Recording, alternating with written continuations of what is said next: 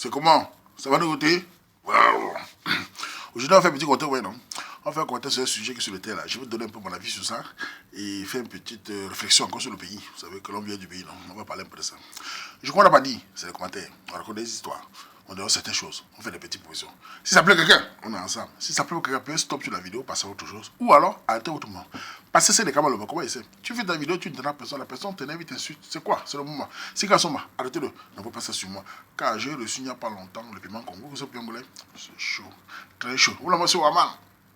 Il a reçu votre tapis sur aïe, Koniaï, votre moment Koniaï, même vous me connaissez. Voilà. Bref, c'est un sujet qui est sur le terre. C'est un sujet du récit qui a du mal à trouver de mari parce qu'apparemment, elles sont que sur les hommes mariés qui ne l'épousent pas, c'est ont les mêmes problèmes. Donc je vais lire le sujet, je vais donner mon avis et essayer de pointer du doigt une partie que ce n'est qu'à vous. Vous savez, j'aime toujours aller là où ça fait un peu mal, ça dérange, mais c'est là où je vais parce qu'il y a des choses que les Camerounais oublient vite. Ils sont toujours champions pour parler des choses de la culture, c'est la merde. Mais quand ça cale le coup, chacun revient doucement. Je vais donner mon avis, je lis le sujet, vous allez comprendre.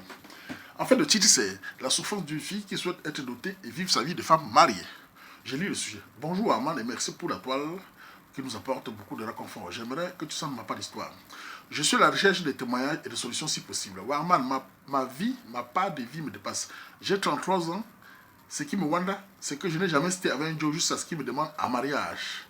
Franchement, où c'est la malchance où les Joe avec lesquels je suis comment, étant que des man mariés, pas parce que je l'ai fait à la main, parce que c'est comment, ou c'est un doute, ou cette situation me tape sur le système. Mon véritable bébé est que depuis ma plus tendre enfance, ma vie est que tourment.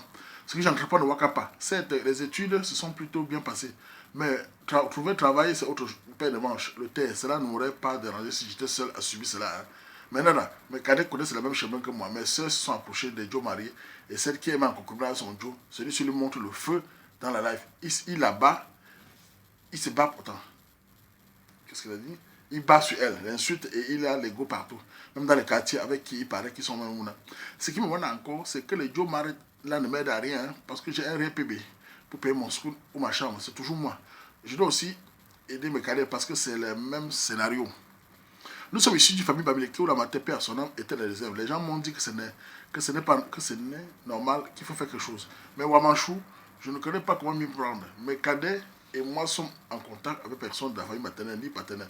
Tout le monde nous a abandonnés au décès de ma mère. Donc s'il vous plaît, pouvez-vous m'aider? Voilà. Vous écoutez le sujet de la RSM. C'est une RSM en fait qui a 33 ans, qui a du mal à trouver d'homme qui va l'épouser et qui toute sa vie a toujours été avec des hommes mariés. En fait, personne n'a jamais eu vraiment, n'a jamais épousé, n'a jamais demandé mariage. Et c'est ça, c'est la même chose. D'abord, il y a un point qui me tourne sur vous, les femmes camerounaises en général. Vous êtes toujours les premiers à dire l'Éternel est mon berger, je ne manquerai de rien. Jésus-Christ est l'amour. Je vous toujours dit, et on dit toujours que Ouaman est contre telle chose. C'est parce que je sais que c'est ça notre problème.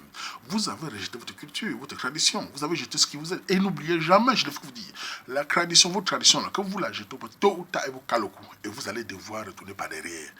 Et c'est ça le problème. C'est que quand tu dis à chaque fille ou chaque garçon qu'il y a ta tradition, il y a la manière de fonctionner, comme les blancs aussi le font avec la tradition, vous dites non, c'est barbare, c'est abomination. Et ça vous cale au cou.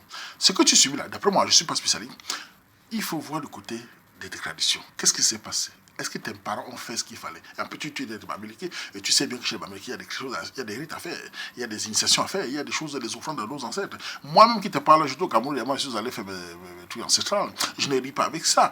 Et pour te faire un petit donner, parce que quand je parle, il faut donner certains petits trucs qui t'arrivent. Moi, je crois que j'avais expliqué dans une de mes vidéos. Quand j'étais au Cameroun à l'époque, je voulais venir en Bec.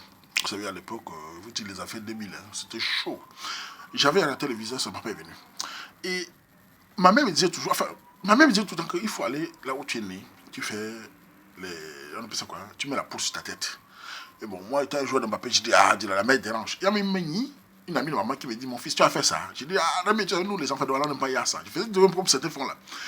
Maman, il va faire les tout sur sa tête. Je dis, c'est rien. De ça, j'avais te voir la télévision à un moment, je fais comme là, c'est là. J'étais coincé. Je dis, merde, la fête, si me chope.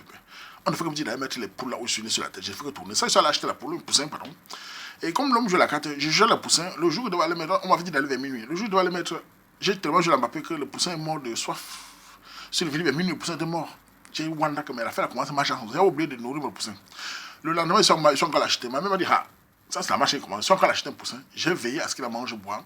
Et le soir vers minuit, j'étais avec un ami là, qui est ici en Belgique maintenant. Nous sommes allés là où il n'y avait pas là.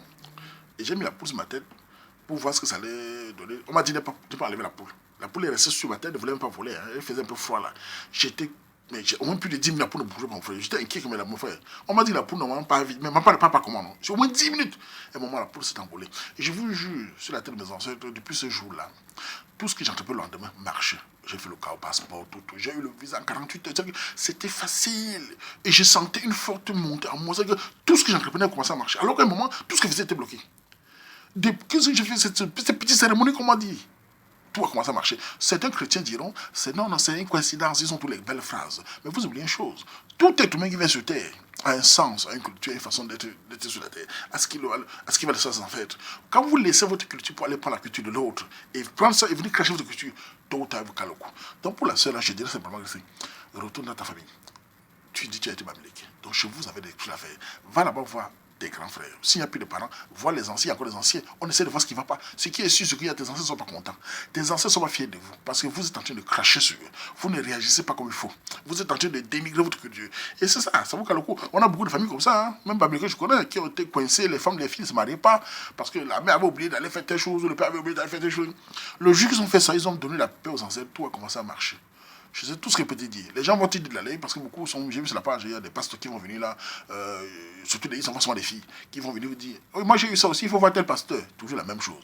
Le pasteur met Jésus-Christ en papier, c'est la mbinda. Après, lui va te chercher à te mettre l'enfant. C'est toujours la même chose, même siècle. N'est que des sokiri et mbinda. Voilà, tout c'est pas là ça.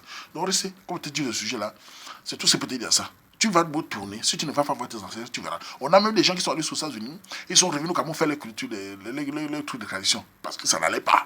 Et vous faites tout ça quand ça vous cale au cou. Quand il s'agit de tout, vous ne dites plus Jésus-Christ. Mais quand ça vous cale au cou, vous oubliez tout ça, vous revenez. Voilà tout ça. Donc voilà. Et je veux aussi profiter pour dire aux Camerounais que souvent je parle, on va dire que Mohamed exagère. Mais moi j'étais au Cameroun, j'ai vu le constat, je le répète encore, le constat sur la religion au pays, c'est foutu. Voilà, c'est foutu. Il y a les religions, il y a les églises partout dans tout le coin du quartier. Ils ont une liberté totale, un pouvoir énorme.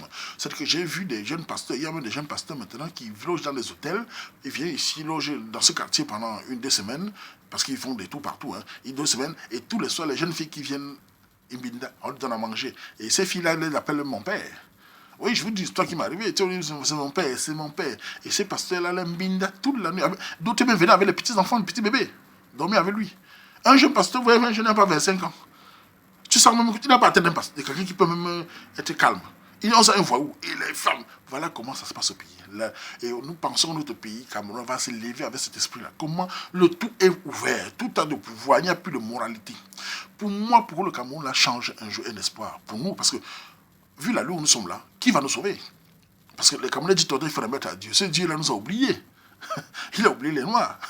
On remet tout à Dieu, il s'en branle complètement, et nous sommes toujours là, vous le mettez. Alors, qui va nous sauver? Il n'y a que nous-mêmes. Et ce qui va sauver le Cameroun, c'est la conscience. Quand je vois, j'étais au Cameroun, j'ai vu, quand je vois déjà la liberté, où tous les églises, les gens affichent sur les pancartes devant chez eux, ce qui veut. Jésus revient, Jésus est monté sans lui. Ils affichent ouvertement. Ce n'est pas possible dans un État comme ça. On ne peut pas être un jour. L'autre pays est foutu. C'est vrai. Si déjà consciemment, on est foutu.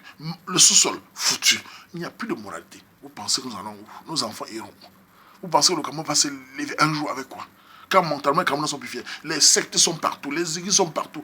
Il suffisait simplement de voter une loi et faire appliquer. On ne veut plus tous ces pipis là. Parce que les Camerounais, pour marcher dessus, il faut la manière forte. Les Camerounais, le dialogue ne marche pas. Il faut une manière forte et il faut mettre le bâton derrière. Ça va marcher. Les raser tous ces pipis là pour donner certains conseils à nos enfants camerounais. Et je voulais encore dire à tous ces Camerounais de tous les tribus qui beaucoup rejettent les tribus, rejettent les traditions, ils sont maintenant dans la culture de l'évolution, parce que maintenant, les Camerounais disent que quand tu lis la Bible ou tu es dans l'évolution, vous évoluez en faisant quoi, les Camerounais? Vous les posez, on évolue en quoi? Nous, les Camerounais, on évolue en quoi? On a créé quoi? On a fait quoi? Sachant que je suis à la Catimini, sachant que je suis à place, on a fait quoi? On a évolué en quoi? Le français, parler, ou alors pour les Camerounais, évoluer, c'est dans sa tête. Nous ne voulons pas, nous rentrons en arrière. On a le coupure de lumière tous les jours, on a la pauvreté sans sortir tous les jours. Si même consciemment on n'a plus rien, on est foutu. Voilà tout mon constat pour notre pays. Je vois, même ici, on voit la religion. Et je ne fais que dire, parce que les gens m'ont dit, oui, mais tu parles tout des religions. Mais le mal, c'est là-bas. Le mal, c'est ça le mal. On ne peut pas simplement balayer ça. Dit, non, c'est ça le mal. Et ils nous ont mis dans un lieu où on ne peut plus produire. Le Camerounais ne sait plus penser qu'il faut produire. Il pense qu'il faut remettre à Dieu. Voilà. Voilà même pour le cas d'ARC. Elle n'a pas parlé. Elle dit, mais je suis sûr que c'est ça. Qu'est-ce qu'elle a connaît? Parce qu'elle a toujours régné tout ce qu'elle. On lui parlait de ses traditions. Elle a changé ce qu'on lui parlait. On va dire, écoutez, qu'elle s'est fait foutre. Voilà où on en est. Voilà. Pour moi, c'est ça. La conscience camerounaise est foutue. Regardez partout. Vous allez voir, pas sortir le gros français insulter. Ah, celui-là, c'est tout ce qu'on a encore, des insultes. On n'a plus rien de tout. Moi, je suis allé jusqu'au village. J'ai vu moi-même au village que même des jeunes au village, hein, vous voyez, je suis allé à l'ouest, j'ai vu des jeunes encore qui pensent encore des traditions. J'étais content de voir ça. Je parlais avec quelqu'un qui me parle encore comment des traditions. Je dis, mais voilà encore quelques jeunes. L'espoir n'est pas tout à fait perdu. On a encore quelques gens qui réagissent. Et pour nous qui sommes à la diaspora, c'est encore pire, car nous sommes déracinés derrière du pays. Si encore on est déraciné du pays et que mentalement on est encore déraciné, c'est la fin. Vous aurez beau avoir des grands diplômes d'ingénieur, docteur, médecin. Si culturellement vous n'avez rien, c'est de la merde. C'est tout ce que je pense. Les euros c'est bien, mais la conscience c'est mieux. Même le macaque qui parle tous les jours, il n'oublie pas sa tradition, sa culture. Hein. Et son allure culture. Je suis en Belgique, si je les vois aller au cimetière tout le temps, faire des offrandes, mais quand c'est nous, on fait lui, on dit c'est barbare. Voilà, c'est le Cameroun, l'Africain seul qui rejette sa culture. Pour que notre pays a changé, il faut qu'on met ce qu'on appelle le patriotisme à l'école. On apprend l'histoire du Cameroun aux enfants. On met le patriotisme obligé aux enfants. Pour que la nouvelle génération ait au moins une fierté. On n'est plus fiers. On est tous chrétiens. On est tous penseurs de religion. Les religions importées, qui n'est que des escroqueries, des mensonges. Voilà. Et je voulais dire au Cameroun, tous ces gens pédicales qui sont de loin, n'ayez pas peur partout de disques, de dénoncer ça. N'ayez plus peur. C'est fini ça. C'est fini. N'ayez plus peur parce qu'on nous ont étouffés, on est foutus. Ce n'est plus le moment. Dénoncez ça, combattez ça et donnez une conscience même à vos enfants. C'est la seule manière. Et surtout, je dis, même si vous avez des enfants, parlez-leur la langue. La langue est la seule chose qui relie à la culture. À partir où vous sortez au groupe français, cet enfant est perdu. Si vous ne parlez pas la langue de votre enfant est foutu. Voilà ce que je veux penser à ce sujet. Donner mon avis un peu en général de ça. Voilà. Donc, essayez ce que vous dites, retourne à ta tradition. Hein. Ça va t'aider. Je pense que c'est là la solution. Les gens vont te parler de maudits, tout ça. Mais là, tu es coincé. Et quand tu parles de tradition, les gens te sortent le mot marabout, guérisseur. Voilà toujours les mêmes choses. Nous ne sommes pas tous des marabouts. Avant que le flanc nous apprend le mot marabout, notre culture existait. Notre culture, on se soignait, on faisait tout. Donc on laissait tous ces trucs de pasteurs qui veulent mettre à la bouche là. C'est des bandits, c'est des escrocs, c'est des mbènes d'ailleurs. Voilà ce que vraiment pense d'eux. Voilà. Je voulais donner mon avis sur ce sujet qui ne me plaît pas parce que franchement, quand je vois l'état de notre conscience, de nos jeunes, je suis dépassé. Mais bon, vous savez, on ne peut que dénoncer à son niveau. Hein. Chacun fait ce qu'il peut faire. On essaye. On révèle certains. On fait comme ça. Tchatchipunga tous. Mbenga be, bale. Makamazu. Là, je m'en vais, mais je ne viens plus.